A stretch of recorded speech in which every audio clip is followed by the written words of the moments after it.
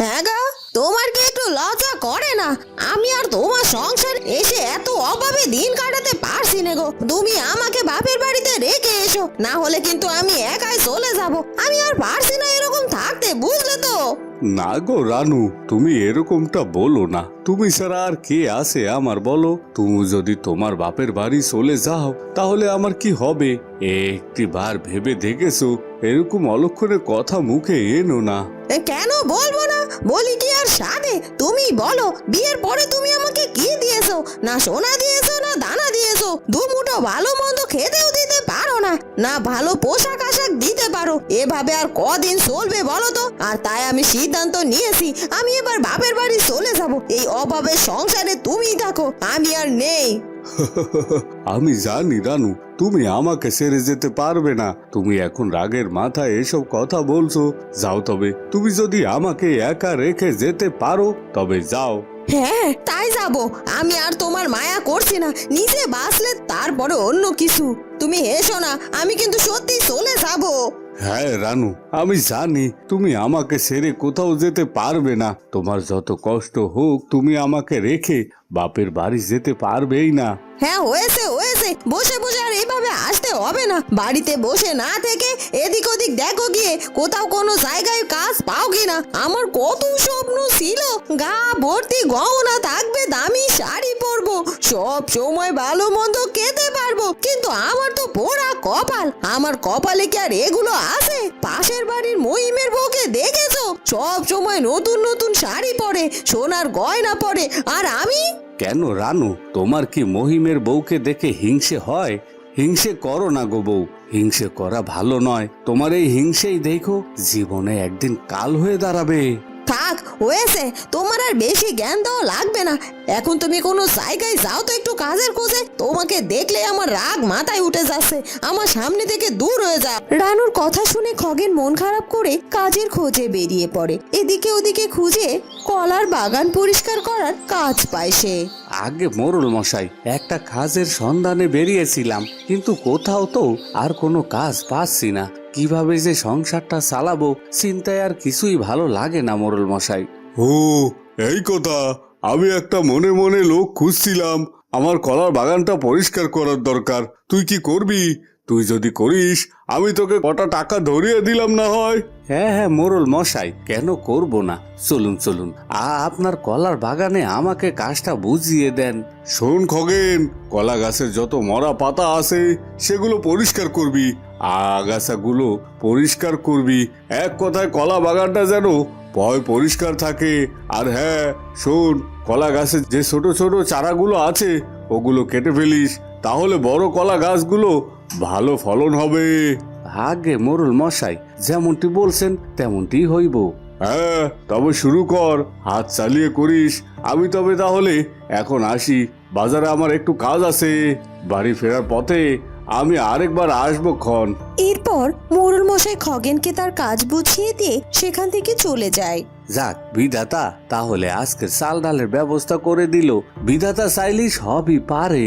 খগেন মনের আনন্দে কাজ করতে থাকে কলা বাগানে। অন্যদিকে, হ্যাঁ গো বউ, তুমি দেখবে না? তুমি যে জট করে এদিকে নোংরা পানি ফেলে দিলে। এটা তো একটা মানুষের বাড়ি, তাই না? নোংরা পানি তুমি তোমার বাড়ির সীমানায় ফেলো। তুমি নোংরা পানি আমার বাড়ির সীমানায় কেন ফেলতে এলে বলো তো? তোমার কি আক্কেল জ্ঞান বলে কিছুটি নেই?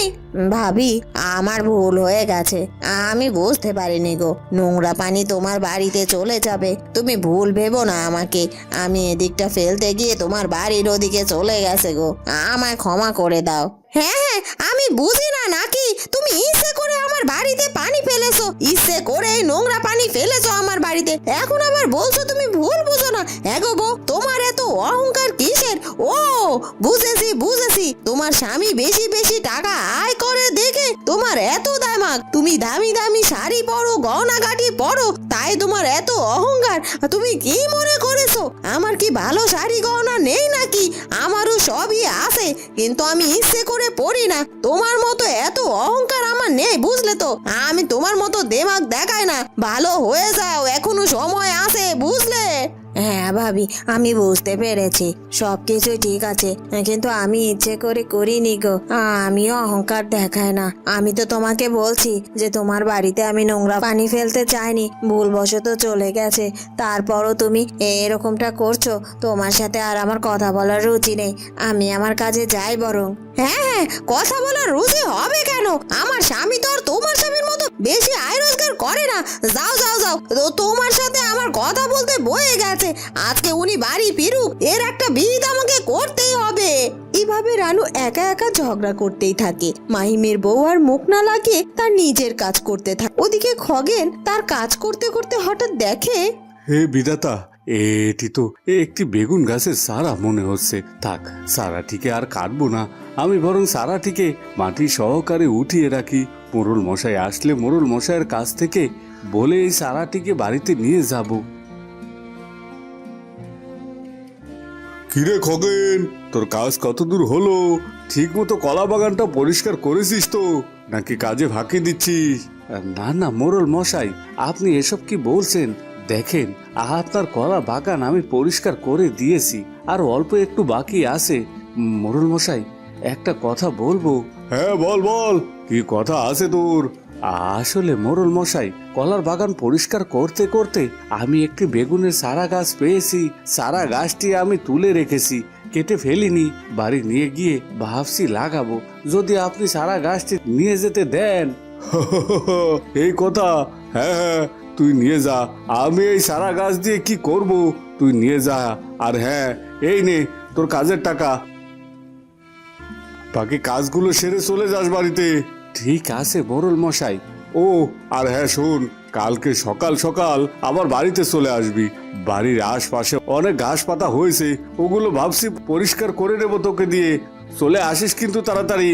তবে তাহলে এখন যাই। আগে মোড়ল মশাই, আমি সকাল সকালই আপনার বাড়িতে চলে যাব, আপনি চিন্তা করবেন না। এরপর মোড়ল মশাই তার বাড়ি ফিরে যায়। খগেন বাকি কাজটুকু সেরে কিছু বাজার করে বাড়িতে ফেরে, আর সাথে বেগুন গাছের চারাটিও নিয়ে যায়। কি গো রানু, কি হয়েছে তোমার? তুমি এত রেগে আছো কেন? এই নাও বাজার, দুমুঠো কিছু রান্না করো তো দেখি। সারাদিন না খেয়ে কাজ করে অনেক কষ্ট হয়েছে, এখন কিছু একটু মুখে তুলে ঘুমিয়ে পড়বো। সকালে আবার মোড়ল বাড়িতে কাজে যেতে হবে। হ্যাঁ, কাজে তো যাবেই, তোমার তো কষ্ট হবে। এদিকে বাড়িতে কি হয়েছে সেদিকে তোমার কোনো খেয়াল আছে নাকি? আজকে মাহিমের বউ আমার পায়ে পা লাগিয়ে ঝগড়া করেছে। এর একটা বিহিত না করলে আমি রান্না বান্নার কিছুই করবো না আজ, এই বলে দিলুম। কেন, মাহিমের বউ তোমার সঙ্গে ঝগড়া করেছে পায়ে পা লাগিয়ে? অবশ্যই তোমার কিছু ভুল ছিল। আচ্ছা হয়েছে, বাদ দাও, যা হবার তা তো হয়েই গেছে। তুমি এখন গিয়ে কিছু রান্না চাপাও তো, আমি বেগুনের সারাটি লাগিয়ে আসি।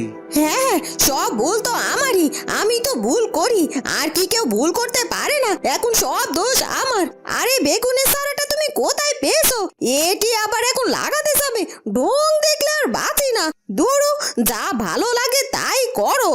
এই কথা বলে রানু রান্নাঘরের দিকে চলে যায়। রান্না শেষে খগেন আর রানু ঘুমিয়ে পড়ে।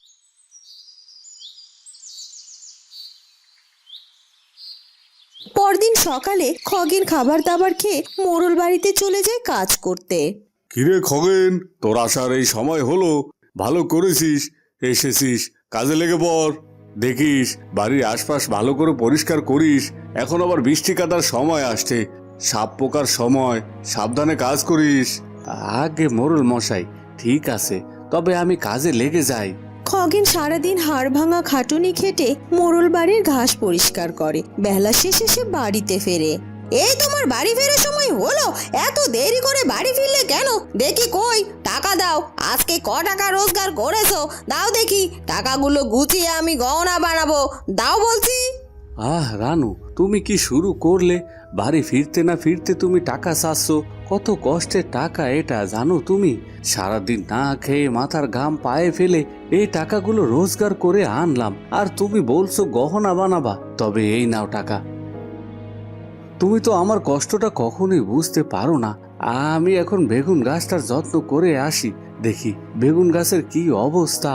এরপর খগেন বেগুন গাছের চারাটির কাছে গিয়ে তো একেবারেই অবাক হয়ে যায়। কই গো রানু, এদিকে আসবে একবার। দেখো বিধাতার কি অপরূপ দৃশ্য। হ্যাঁ গো, আসি আসি। কি হয়েছে? এরকম এরে গলায় চেঁচাচ্ছো কেন? এমন ভাবে ডাকছো মনে হচ্ছে রাতারাতি বেগুন গাছে বড় হয়ে যেন সোনার বেগুন ধরেছে। হ্যাঁ হ্যাঁ গো রানু, হ্যাঁ দেখবে এসো, গাছটি সত্যি বড় হয়ে গেছে রাতারাতি, তাতে আবার বেগুনও ধরেছে। কিন্তু বেগুনগুলো এত সোনার মতো চক চক করছে কেন? ও মা, তাই তো দেখছি গো, সত্যি তো বেগুন গাছটি বেশ বড় হয়ে গেছে। আর গাছে তো সোনার মতো বেগুন কি গো, মনে হচ্ছে যেন সোনার বেগুনই ধরেছে। হে বিধাতা, তুমি মুখ তুলে তাকিয়েছো, আর আমাদের কষ্ট দুঃখ থাকবে না গো। আমি এই সোনার বেগুন দিয়ে অনেক অনেক গয়নাগাটি বানাবো। তুমি একটু চুপ করো তো রানু, তোমার খালি গহনা গহনা গহনা। গাছটি দেখে যে আমার কি ভালো লাগছে তোমাকে বুঝিয়ে বলতে পারবো না। অবশেষে বিধাতা আমাকে সন্তুষ্ট করেছেন, আমাদের আর অভাব থাকবে না রানু। আমরা এই গাছটি থেকে প্রতিদিন একটি করে বেগুন বিক্রি করে আমাদের সংসার চালাতে পারবো। হ্যাঁ গো, তুমি ঠিকই বলেছো। এবার কিন্তু আমাকে গহনা বানিয়ে দিতেই হবে, তুমি কিন্তু এবার আর না করতে পারবে না। হ্যাঁ গো, শোনো, আমি বরঞ্চ ঘর থেকে কিছু নিয়ে আসি, গাছটিকে ঘিরতে হবে না। গ্রামের লোকজন যদি এই গাছটি দেখে তাহলে তো এটা কেটে নিয়ে যেতে পারে গো। না রানু, গাছটি ঘেরা লাগবে না, গাছটি যেমন আছে তেমনই ভালো আছে। আহা, বেশি কথা বলো কেন? থাক, তোমার ঘেরা লাগবে না, আমি ঘিরে দিচ্ছি। এখান থেকে এখন তুমি যাও, আর কাল সকাল সকাল সোনার বেগুন নিয়ে গিয়ে শহরে বিক্রি করবে। আর আমি এই গাছটি সারাটা রাত ধরে পাহারা দেব, বুঝলে তো? তোমার যা ভালো লাগে তাই এই কথা বলে খগেন খেয়ে দিয়ে ঘুমিয়ে পড়ে, আর রানু খুশি মনে সারা রাত জেগে গাছটি পাহারা দেয়।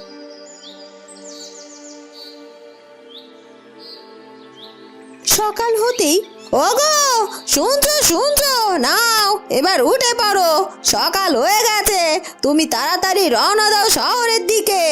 এরপর খগেন বেগুন গাছ থেকে একটি সোনার বেগুন ছিঁড়ে নিয়ে শহরে বেচার উদ্দেশ্যে রওনা দেয়। আর রানু সারাটা দিন ধরে গাছটির পাশেই বসে থাকে, খাওয়া দাওয়া বাদ দিয়ে সে বেগুন গাছটিকে পাহারা দিতে থাকে। ওদিকে খগেনও শহর থেকে ফিরে আসে। কই গো রানু, আমি শহর থেকে ফিরে এসেছি, একটি বেগুন বিক্রি করে অনেকগুলো টাকা পেয়েছি গো। বিধাতা না চাইলে আর আমাদের দুঃখ কষ্ট হবে না। দাও, আমাকে খেতে দাও, অনেক ক্ষুধা লেগেছে। হ্যাঁ, তুমি ঠিকই বলেছ, আমাদের আর দুঃখ কষ্ট থাকবে না। বিধাতা আমাদের দিকে মুখ তুলে চেয়েছে গো। কিন্তু আমি তোমাকে কি খেতে দেই বলো তো? রান্না বান্না তো কিছুটি করিনি, আমি তো এই সারা দিন ধরে বেগুন গাছটিকে পাহারা দিয়ে বসেছিলাম। রানু, আমি তোমাকে নিয়ে আর পারি না, বেশি লোভ ভালো না রানু, বেশি লোভ করলে পরে পস্তাতে হবে কিন্তু। হ্যাঁ হ্যাঁ হ্যাঁ, তুমি কথাখানা একদম ঠিকই বলেছো গো, আসলে আমারই ভুল হয়েছে। না না না না, আমি আর লোভ করব না। লোভ করলে যদি বিধাতা আমাদের উপর অসন্তুষ্ট হয়, তাই বিধাতা আমাদের যা দিয়েছে এতেই আমরা সন্তুষ্ট। আর লোভ না করে আমরা এই সোনার বেগুন বিক্রি করে আমাদের অবস্থান পরিবর্তন করব গো।